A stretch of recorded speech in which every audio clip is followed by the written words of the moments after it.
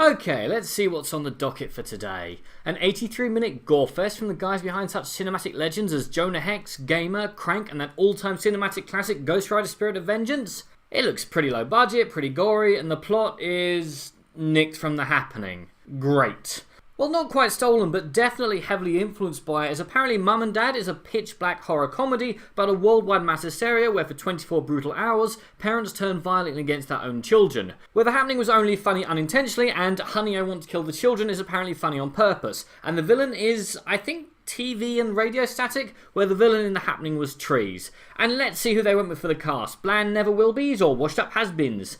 Mostly bland never-will-bes. But we also have Lance Henriksen, Bishop from Alien, Selma Blair from the Hellboy movies, and Nicolas Cage? Nicolas Drive Angry Face Off The Rock Con Air Cage. Ooh, acting or overacting today, Mr. Cage? Extreme overacting? Okay then, I'll just place my brain in a nice lead-lined Fallout bunker with some Beethoven on the stereo, Dostoevsky to read, and Mr. Nobody in the DVD player. Meanwhile, I'm going to watch a nasty little film, whereupon every parent in the world gets overtaken with an unwavering determination to kill their own children. Not every child, mind you, just their own. It's similar to last year's Havoc, whereupon a virus turns everyone into violent killers and was used to examine and satirise corporate America, whereas Mum and Dad satirises the bond between parents and children, how the suppressed, resented middle-aged parents feel about having wasted their youth and being powerless to do anything about it whilst watching helplessly as their children repeat their mistake, how children constantly take and the parents are powerless to do anything about it. Or maybe I'm overthinking this trashy little film which plays like a sadistic twist on Home Alone. It takes a while to get going as well, and in an 83-minute film you really don't have the time to dawdle, and there was no reason to set any scene outside of the main family's house.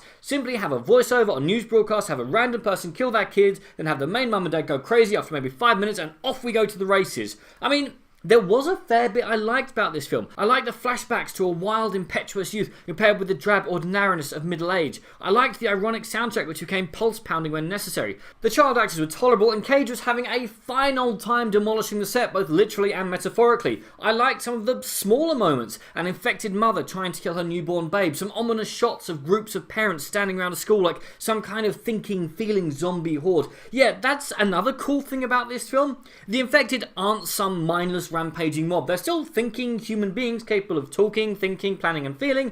They just have an insatiable urge to kill their children. It's bold and fun. Cage has stated that this is his favourite movie in 10 years that he's filmed, but it just feels hollow. It's like last year's Belko experiment. Yeah, it's inventive and loads of people get covered in red paint, but it's lacking an edge, a satirical point or a central message. There's a lot of mileage in the idea of violating or twisting out of all recognition one of the most sacred bonds and ideals in our or indeed almost any culture.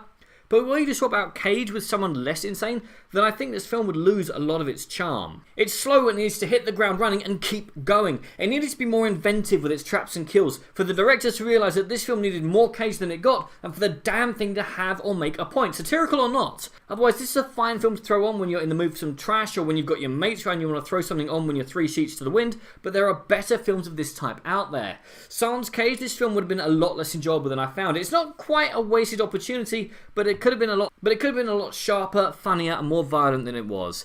As is, you should see it if you're in the mood for something sick and twisted, and I would definitely love an explanation as to how the hell this was released in the UK on Mother's Day, as well.